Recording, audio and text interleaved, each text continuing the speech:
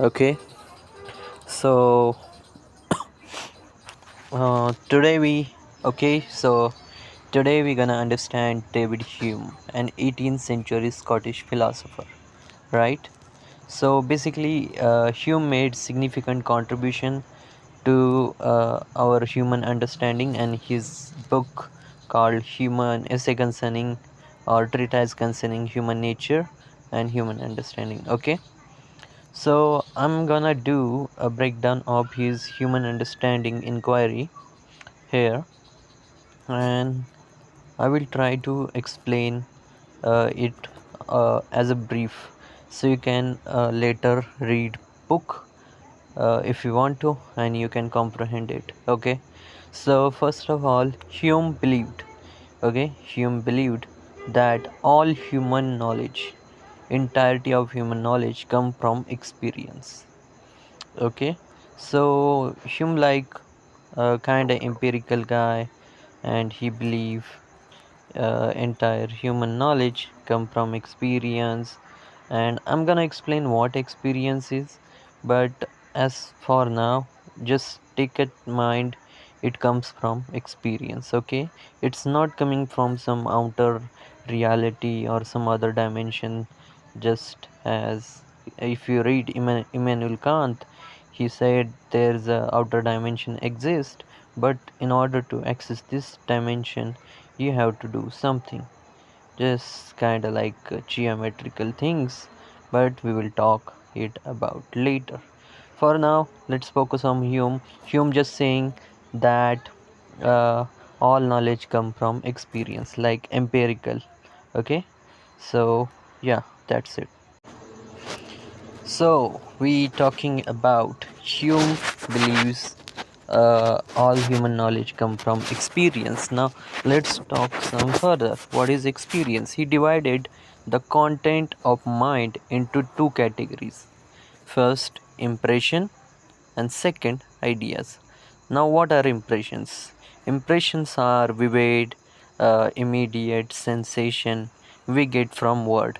For example, like feeling heat, like there is a stove and you put a hand, you feel intense heat, so that is heat.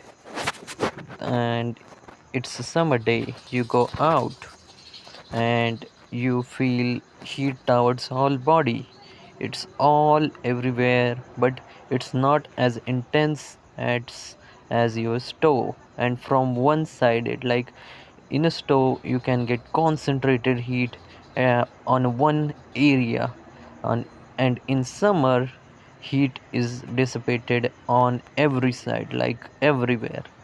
So that's when you understand it's summer, because heat is spread across everywhere in environment. And so I hope you get the point, how we feel the heat. So according to Hume, impressions are like this: it's heat or some kind of sound, some loud sound, some slow sound. So some slow sound, we call it talk, some loud sound and rhythmic sound, we called it music, and so on, so on, so on. Okay, so for the note, I'm gonna talk like information theory, like we have some foundational aspects things, and we just change how its order changes in nature, and that's it, that's how it works. Like we just basically accessing different orders, right? But fundamental thing is same.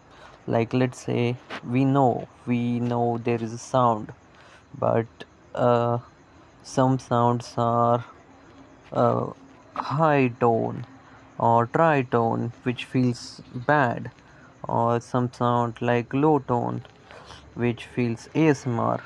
So point I'm conveying is essence is the same, order is different, and what is order is information theory. So what Hume saying, whatever you call it, uh, Impressions are the main thing, foundation, like heat and sound.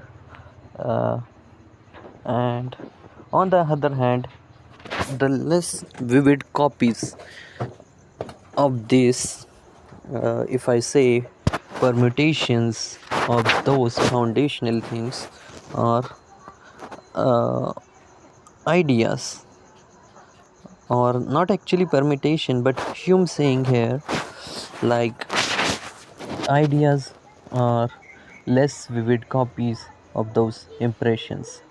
Okay, like when you think about heat, or you recall sound later. Okay, so I don't know what, how he's saying how idea is different, but he tried to convey it. Ideas are different. For Hume's, ideas are always derived from impression.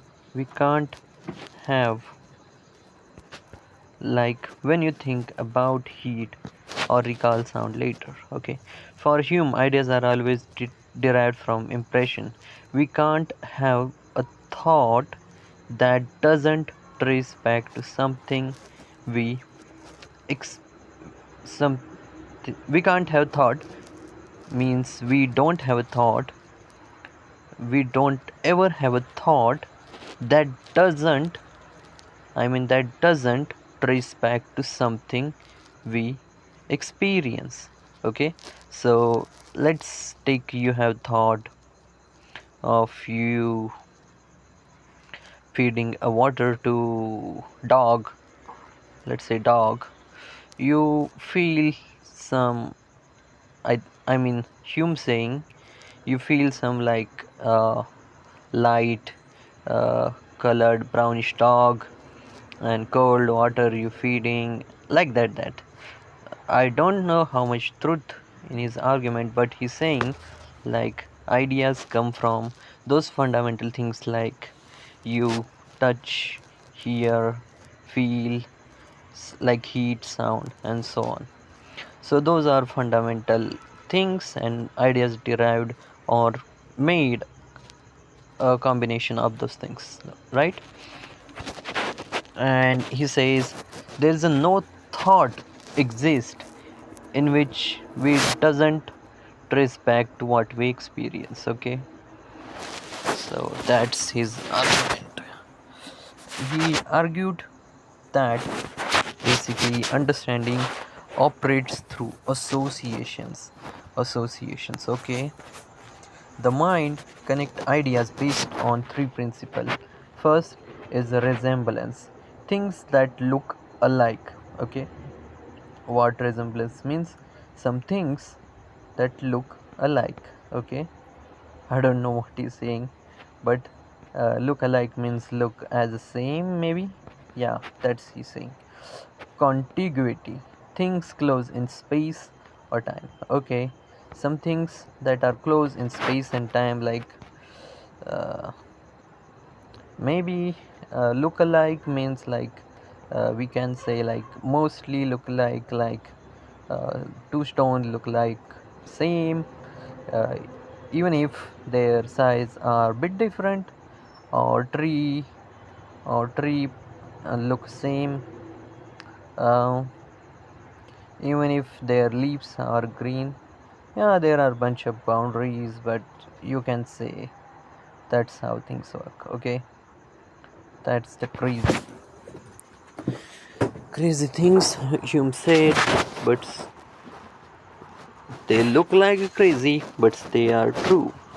And cause and effect, one thing. Okay, cause and effect, one thing seeming to produce another. Okay, seeming, he said seeming, it feels like one thing creates another, like you you add you add some chemical, two chemicals, and then this chemical makes some foam, and using this foam you can make soap, right? That's how soap made. And you say, every time I do soap getting made. So that's the cause and effect relationship our mind is created, and that is amazing.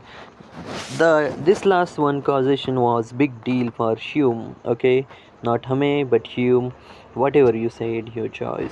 He said we don't actually see the cause and effect in the world. We observe one event following another and get used to expecting it. And yeah, Hume is actually more true. Sometimes we see our TV in older times.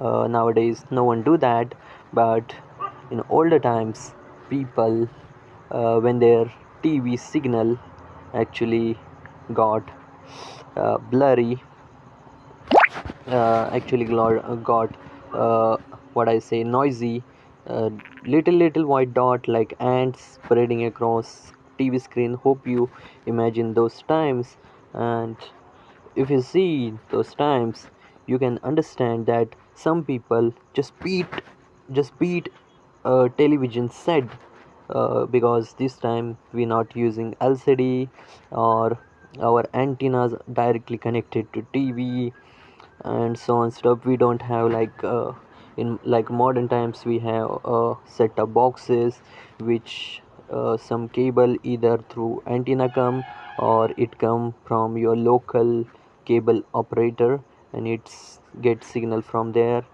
And but in older time we have antennas like Yagis or some other antennas, and those antennas are directly connected to your television set, and those are transporting signal.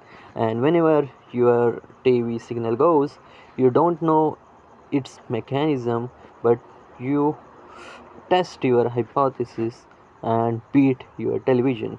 And most of the time, I don't know why, but it's highly correlated.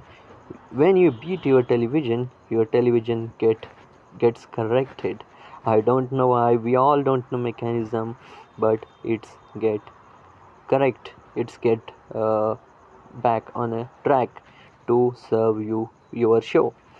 So that's the thing. Hame is conveying. We sometimes we feel we know cause and effect, but we don't know. And how you can prove like you know cause and effect? Some people say world is work on Newtonian laws, but some people based on current studies of quantum mechanics says those Newtonian laws are created by quantum mechanics. So what is true here actually? So that's what Hume's saying. Now let's talk more about Hume and uh, Hume about causation, because Hume's causation is most important thing we have to learn. Uh, Causation was big deal for Hume, as I said. He just don't actually see the cause and effect in the world. We actually observe one event following another and get used to expecting it. For example, see sunrise every morning, and so you assume it'll happen again, but that's not a logical certainty. It's just about habit of thought, like sun will rise tomorrow. It's just habit of thought. It's not like you reason from truest first principles like sun will rise or not rise again. There's a day when sun not should not come. This could be happen if you go based on laws of physics, but even laws of physics are not sure until it. And and um, for human level, um, it's good until quantum or string theory, but I'm very skeptical about we have to dig much more than just quantum level and string theory. There are many turtles around it's just all turtles down there. We dig more and we found more turtles, and that's you can go and uh, search for Wikipedia, all turtles around there. So it just old saying like epistemological recursion.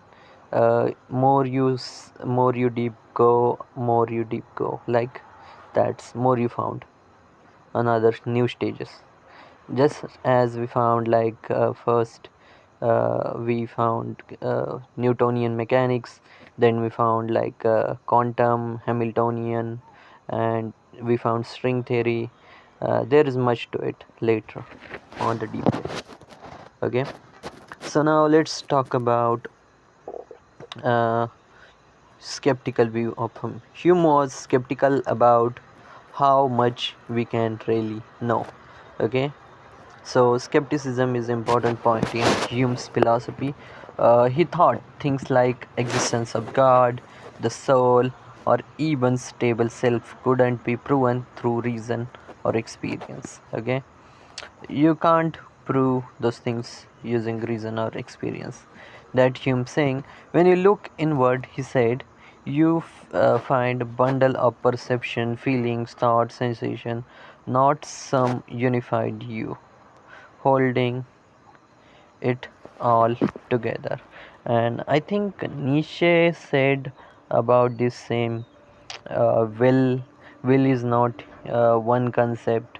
He said Schopenhauer talk about will is a single concept, but Nietzsche talk about will is a not single concept. Will is a, s- a lot of things, right? So that's how Nietzsche talk about. Now let's go further what he said. When you look inward, he said, you just find bundle of feeling, perception, sensation, thoughts, not some unified you holding it all together. This led him challenge the dogmatic beliefs and emphasize that our understanding is limited to what we can observe and feel. Okay, so I don't know what he's saying, trying to convey here, but he basically saying like this led him to challenge some dogmatic belief. So we have two kinds of belief, some like provable empirical and some kind of like dogma or dogmatic belief, dogma or opinion, right? uh, Mostly they teach you in scientific method. There are two kinds of things like uh, true evidence, and one is dogma or opinion. True evidence hold despite of single observer, so you can catch it in peer review of scientific method, which is uh, new contribution to scientific method. Peer review is where multiple people check assumption, and if it's found true, it's basically good for engineer. If you want to check something true, you can't say like, oh, this peer review doesn't work in metaphysics. Who wants to go in metaphysics? We want to use these techniques, methods for our own benefit. We don't want to sneak into metaphysics, right? So that's what we're saying here. uh, Peer review. So let's read ahead. This led him to challenge dogmatic beliefs and emphasize that our understanding is limited to what we can observe and feel. Okay, uh, observe and feel. Yeah, this is they are limited, but some people like are different. They use kind of like rational method. Like first, uh, they they basically break the gap between experience. Sometimes we have broken experience. We think like analogically, just how in relativity theory, um, Einstein basically thought in a way of imagination, and not even single human thought his way. I don't know why, but he thought, and he basically created relativity, which is change everything. Even powerful Newton, if you read his biography, he worked so hard and he didn't thought of it. So uh, yeah, those things really matter if you're finding big theory. Uh, about about talking Einstein, I really like one Reddit quote where a person said, let me find this Reddit quote. Uh, it's about it's about Einstein relativity. Wait, I'm gonna tell you. It's a funny thing. You're gonna like it.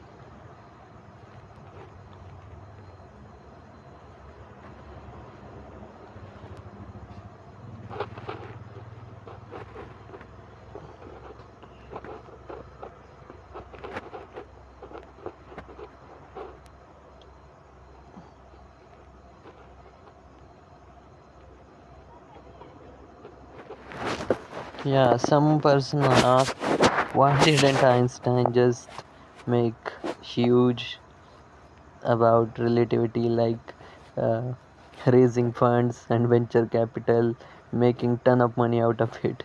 So yeah, it's feel funny to talk about that, but Einstein wanted to leave a discovery, not a some money making machine or invention.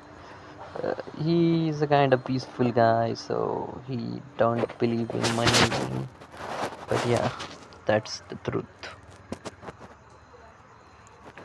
Now let's talk more about Hume was skeptical how much we really know. He thought things like existence of God, self, sensation, unified self, and blah blah blah. So this led him to challenge dogmatic belief and emphasize that our understanding is limited, what we can observe and feel. He also split knowledge into two types: relations of ideas, like math, where 2 plus 2 equal 4 is true by definition, and matter of fact, like sky is a blue, which depend on observation. Matter of fact can be known with absolute certainty because they rely on experience. Okay, so in matter of fact, you have to go and look. Matter of fact can be known with absolute certainty. So, like, you can't just write something like this and this, this logic and this, and just think of like this will happen. It's not that easy. Maybe that's Hume saying. And experience only shows us what happened so far, not what must happen forever. Okay. In short, Hume thought that understanding is rooted in experience, shaped by mental habits, and inherently uncertain about anything beyond what we can sense or logically define. His ideas shook up philosophy, putting the limits on what we can claim to know, urging us to question assumptions, and putting limits on what we can claim to know, urging to the question take we granted for pretty grounding stuff.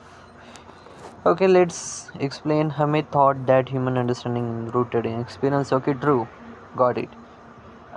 Doesn't we already know that? Okay, shaped by mental habits. Okay, that's new. It's mostly, yeah, it's true.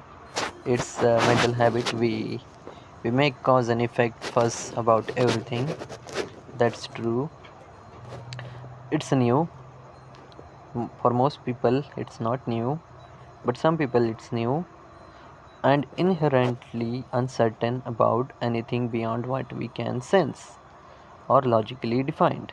Okay, and inherently uncertain about anything beyond what we can sense.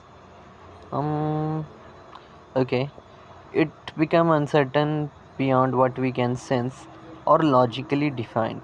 Okay, logically defined. His ideas shook up philosophy. Okay, okay,